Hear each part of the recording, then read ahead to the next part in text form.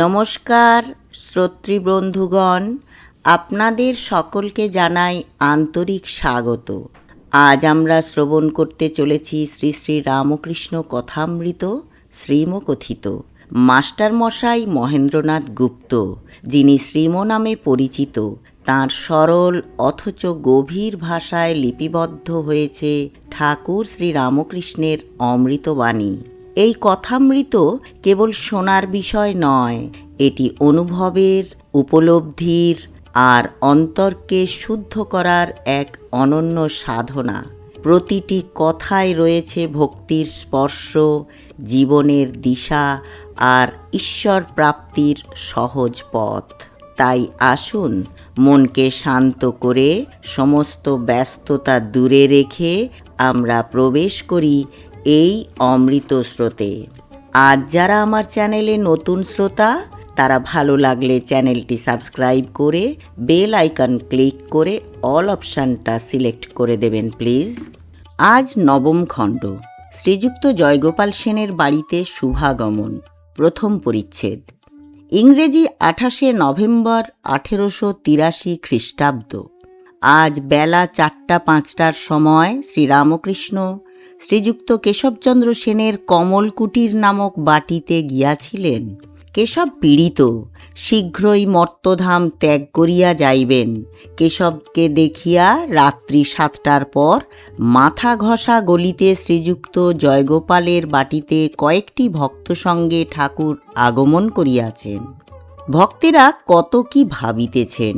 ঠাকুর দেখিতেছি নিশিদিন হরিপ্রেমে বিহ্বল। বিবাহ করিয়াছেন, কিন্তু ধর্মপত্নীর সহিত এইরূপ সংসার করেন নাই। ধর্মপত্নীকে ভক্তি করেন, পূজা করেন, তাহার সহিত কেবল ঈশ্বরীয় কথা কহেন, ঈশ্বরের গান করেন, ঈশ্বরের পূজা করেন, ধ্যান করেন। মায়িক কোনো সম্বন্ধই নাই। ঈশ্বরী বস্তু আর সব অবস্তু ঠাকুর দেখিতেছেন। টাকা, ধাতুদ্রব্য, ঘটিবাটি স্পর্শ করিতে পারেন না। স্ত্রীলোককে স্পর্শ করিতে পারেন না। স্পর্শ করিলে শিঙি মাছের কাঁটা ফোটার মতো সেই স্থান ঝনঝন কনকন করে। টাকা, সোনা হাতে দিলে হাত তেউড়ে যায়, বিকৃত অবস্থাপ্রাপ্ত হয়, নিঃশ্বাস রুদ্ধ হয়। অবশেষে ফেলিয়া দিলে আবার পূর্বের ন্যায় নিঃশ্বাস বহিতে থাকে। ভক্তেরা কত কি ভাবিতেছেন। সংসার কি ত্যাগ করিতে হইবে? পড়াশোনা আর করিবার প্রয়োজন কি? যদি বিবাহ না করি, চাকরি তো করিতে হইবে না। মা বাপকে কি ত্যাগ করিতে হইবে? আর আমি বিবাহ করিয়াছি, সন্তান হইয়াছে, পরিবার প্রতিপালন করিতে হইবে, আমার কি হইবে? আমারও ইচ্ছা করে নিশিদিন হরিপ্রেমে মগ্ন হইয়া থাকি। ঠাকুর শ্রীরামকৃষ্ণকে দেখি আর ভাবি, কি করিতেছি? ইনি রাত দিন তৈলধারার ন্যায় নিরবচ্ছিন্ন ঈশ্বর চিন্তা করিতেছেন, আর আমি রাত দিন বিষয় চিন্তা করিতে ছুটিতেছি। একমাত্র ইহারই দর্শন যেন মেঘাচ্ছন্ন আকাশের এক স্থানে একটু জ্যোতি। এখন জীবন সমস্যা কিরূপে পূরণ করিতে হইবে? ইনি তো নিজে করে দেখালেন, তবে এখনো সন্দেহ? ভেঙে বালির বাঁধ পুরাই মনের সাধ। সত্য কি বালির বাঁধ? যদি তাঁর উপর সেরূপ ভালোবাসা আসে, আর হিসাব আসবে না। যদি জোয়ার গাঙে জল ছুটে, কে রোধ করবে? যে প্রেমোদয় হওয়াতে শ্রী গৌরাঙ্গ কৌপিন ধারণ করেছিলেন, যে প্রেমে ঈশা অনন্যচিন্ত হয়ে বনবাসী হয়েছিলেন, আর প্রেমময় পিতার মুখ চেয়ে শরীর ত্যাগ করেছিলেন, যে প্রেমে বুদ্ধ রাজভোগ ত্যাগ করে বৈরাগী হয়েছিলেন, সেই প্রেমের এক বিন্দু যদি উদয় হয়, এই অনিত্য সংসার কোথায় পড়ে থাকে? আচ্ছা, যারা দুর্বল, যাদের সে প্রেমোদয় হয় না, যারা সংসারী জীব, যাদের পায়ে মায়ার বেড়ি, তাদের কি উপায়? দেখি এই প্রেমিক বৈরাগী কি বলেন। ভক্তেরা এইরূপ চিন্তা করিতেছেন। ঠাকুর জয়গোপালের বৈঠকখানায় ভক্ত সঙ্গে উপবিষ্ট, সম্মুখে জয়গোপাল, তাঁহার আত্মীয়েরা ও প্রতিবেশীগণ। একজন প্রতিবেশী বিচার করিবেন বলিয়া প্রস্তুত ছিলেন। তিনিই অগ্রণী হইয়া কথারম্ভ করিলেন। জয়গোপালের ভ্রাতা বৈকুণ্ঠ আছেন। বৈকুণ্ঠ: আমরা সংসারী লোক, আমাদের কিছু বলুন। শ্রীরামকৃষ্ণ: তাকে জেনে এক হাত ঈশ্বরের পাদপদ্মে রেখে আর এক হাতে সংসারের কার্য করো। বৈকুণ্ঠ: মহাশয়, সংসার কি মিথ্যা? শ্রীরামকৃষ্ণ: যতক্ষণ তাকে না জানা যায় ততক্ষণ মিথ্যা। তখন তাকে ভুলে মানুষ আমার করে, মায়ায় বদ্ধ হয়ে, কামিনী কাঞ্চনে মুগ্ধ হয়ে আরও ডোবে। মায়াতে এমনই মানুষ অজ্ঞান হয় যে পালাবার পথ থাকলেও পালাতে পারে না।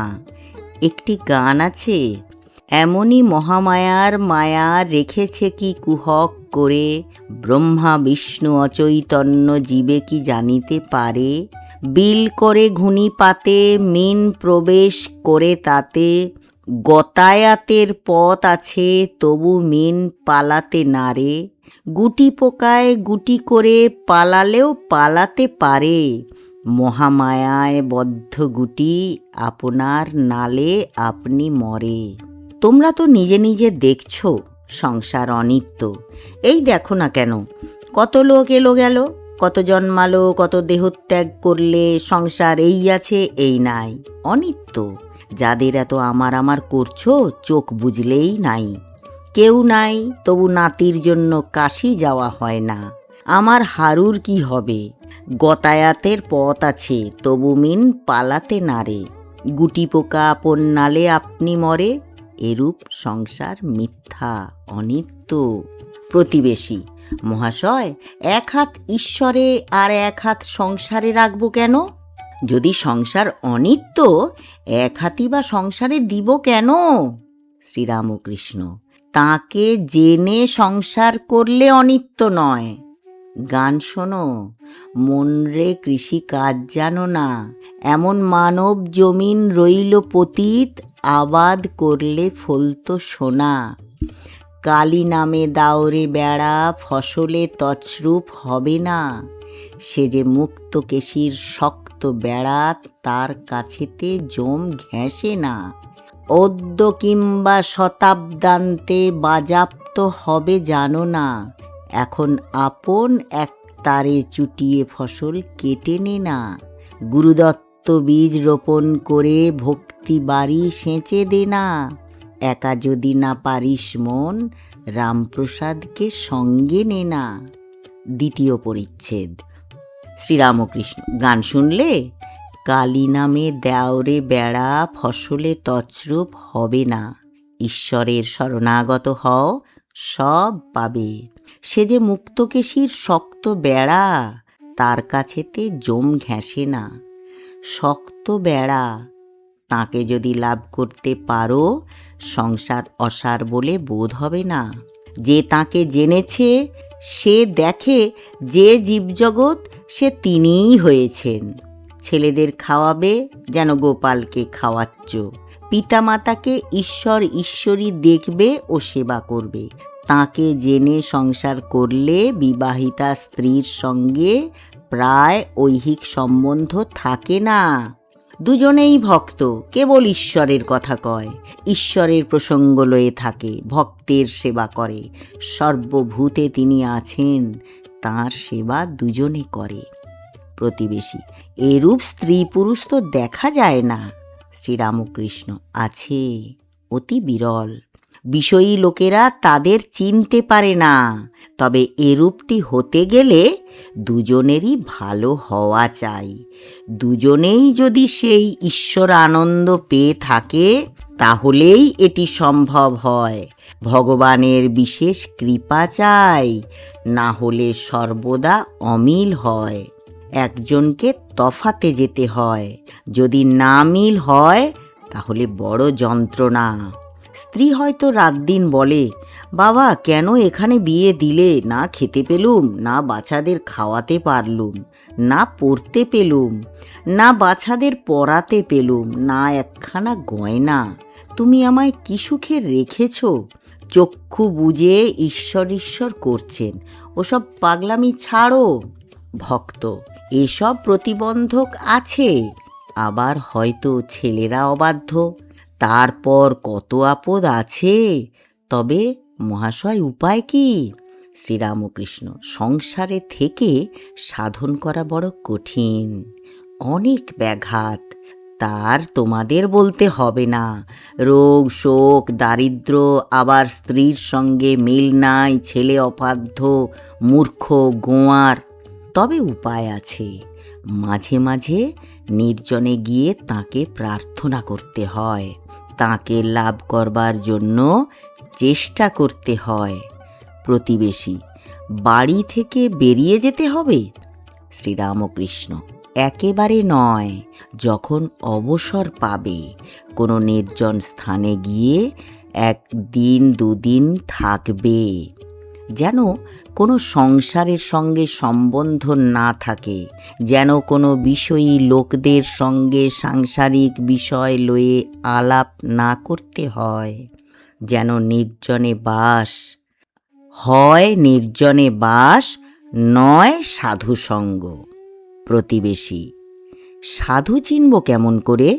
শ্রীরামকৃষ্ণ, যার মন প্রাণ অন্তরাত্মা ঈশ্বরে গত হয়েছে তিনি সাধু। যিনি কামিনী কাঞ্চন ত্যাগী তিনি সাধু। যিনি সাধু তিনি স্ত্রীলোককে ঐহিক চক্ষে দেখেন না, সর্বদাই তাদের অন্তরে থাকেন। যদি স্ত্রীলোকের কাছে আসেন তাকে মাতৃবৎ দেখেন ও পূজা করেন। সাধু সর্বদা ঈশ্বর চিন্তা করেন, ঈশ্বরীয় কথা বই কথা কন না, আর সর্বভূতে ঈশ্বর আছেন জেনে তাদের সেবা করেন। মোটামুটি এইগুলি সাধুর লক্ষণ। প্রতিবেশী, নির্জনে বরাবর থাকতে হবে? শ্রীরামকৃষ্ণ, ফুটপাতের গাছ দেখেছ?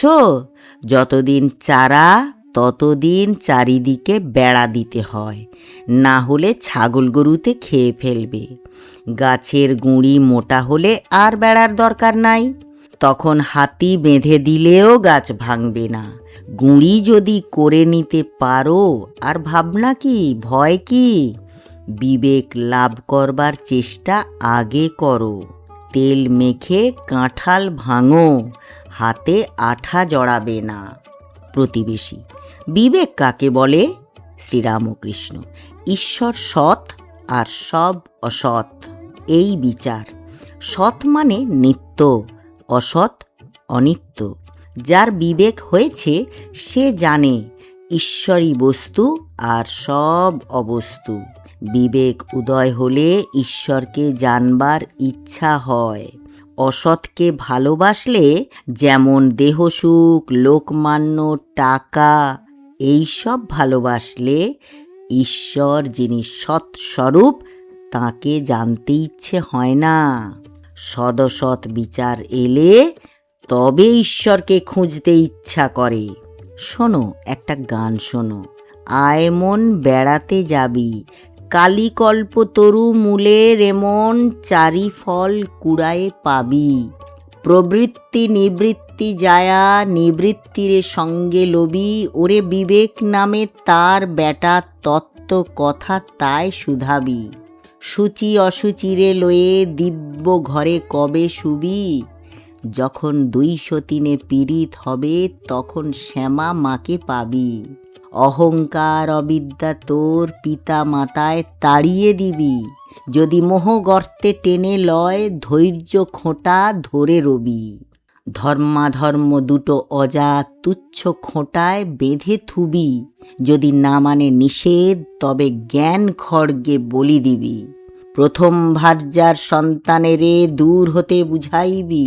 যদি না মানে প্রবোধ জ্ঞান সিন্ধু মাঝে ডুবাইবি। প্রসাদ বলে এমন হলে কালের কাছে জবাব দিবি। তবে বাপু বাছা বাপের ঠাকুর মনের মতো মন হবি। মনে নিবৃত্তি এলে তবে বিবেক হয়, বিবেক হলে তবে তত্ত্বকথা মনে উঠে। তখন মনের বেড়াতে যেতে স্বাদ হয় কালী কল্পতরুমূলে। সেই গাছতলায় গেলে, ঈশ্বরের কাছে গেলে, চার ফল কুড়িয়ে পাবে, অনায়াসে পাবে। কুড়িয়ে পাবে ধর্ম, অর্থ, কাম, মোক্ষ। তাকে পেলে ধর্ম, অর্থ, কাম যা সংসারের দরকার তাও হয় যদি কেউ চায়। প্রতিবেশী: তবে সংসার মায়া বলে কেন? শ্রীরামকৃষ্ণ: যতক্ষণ ঈশ্বরকে না পাওয়া যায় ততক্ষণ নেতি নেতি করে ত্যাগ করতে হয়। তাকে যারা পেয়েছে তারা জানে যে তিনি সব হয়েছেন। তখন বোধ হয় ঈশ্বর, মায়া, জীব জগৎ, জীব জগৎ শুদ্ধ তিনি। যদি একটা বেলের খোলা, শাঁস, বিচি আলাদা করা যায়, আর একজন বলে বেলটা কত ওজনে ছিল দেখো তো, তুমি কি খোলা বিচি ফেলে শাঁসটা কেবল ওজন করবে? না, ওজন করতে হলে খোলা বিচি সমস্ত ধরতে হবে। ধরলে তবে বলতে পারবে বেলটা এত ওজনে ছিল। খোলাটা যেন জগৎ, জীবগুলি যেন বিচি। বিচারের সময় জীব আর জগৎকে অনাত্মা বলেছিলে, অবস্তু বলেছিলে। বিচার করবার সময় শ্বাসকেই সার, খোলা আর বিচিকে অসার বলে বোধ হয়। বিচার হয়ে গেলে সমস্ত জড়িয়ে এক বলে বোধ হয়। আর বোধ হয় যে সত্তাতে শ্বাস নেই, সত্তা দিয়েই বেলের খোলা আর বিচি হয়েছে। বেল বুঝতে গেলে সব বুঝিয়ে যাবে। অনুলোম বিলোম: ঘোলেরই মাখন, মাখনেরই ঘোল। যদি ঘোল হয়ে থাকে তো মাখনও হয়েছে, যদি মাখন হয়ে থাকে তাহলে ঘোলও হয়েছে। আত্মা যদি থাকেন তো অনাত্মাও আছে। যাঁরই নিত্য তাঁরই লীলা, যাঁরই লীলা তাঁরই নিত্য। যিনি ঈশ্বর বলে গোচর হন তিনি জীবজগৎ হয়েছেন। যে জেনেছে সে দেখে যে তিনি সব হয়েছেন, বাপ, মা, ছেলে, প্রতিবেশী, জীবজন্তু, ভালো মন্দ, সূচি অসুচি সমস্ত প্রতিবেশী। তবে পাপ পুণ্য নাই? শ্রীরামকৃষ্ণ: আছে, আবার নাই। তিনি যদি অহং তত্ত্ব রেখে দেন তাহলে ভেদ বুদ্ধিও রেখে দেন, পাপ পুণ্য জ্ঞানও রেখে দেন। তিনি দু একজনেতে অহংকার একেবারে পুঁছে ফেলেন। তারা পাপ পুণ্য ভালো মন্দের পার হয়ে যায়। ঈশ্বর দর্শন যতক্ষণ না হয় ততক্ষণ ভেদ বুদ্ধি ভালো মন্দ জ্ঞান থাকবেই থাকবে। তুমি মুখে বলতে পারো আমার পাপ পুণ্য সমান হয়ে গেছে, তিনি যেমন করাচ্ছেন তেমনি করছি, কিন্তু অন্তরে জানো যে ওসব কথা মাত্র। মন্দ কাজটি করলেই মন ধুকধুক করবে। ঈশ্বর দর্শনের পরও তাঁর যদি ইচ্ছা হয় তিনি দাস আমি রেখে দেন। সে অবস্থায় ভক্ত বলে আমি দাস তুমি প্রভু। ঈশ্বরীয় কথা, ঈশ্বরীয় কাজ সে ভক্তের ভালো লাগে। ঈশ্বর বিমুখ লোককে ভালো লাগে না। ঈশ্বর ছাড়া কাজ ভালো লাগে না। তবেই হলো এরূপ ভক্তেতেও তিনি ভেদবুদ্ধি রাখেন। প্রতিবেশী: মহাশয় বলছেন ঈশ্বরকে জেনে সংসার করো, তাকে কি জানা যায়? শ্রীরামকৃষ্ণ: তাকে ইন্দ্রিয় দ্বারা বা এ মনের দ্বারা জানা যায় না। যে মনে বিষয় বাসনা নাই সেই শুদ্ধ মনের দ্বারা তাকে জানা যায়। প্রতিবেশী: ঈশ্বরকে কে জানতে পারে?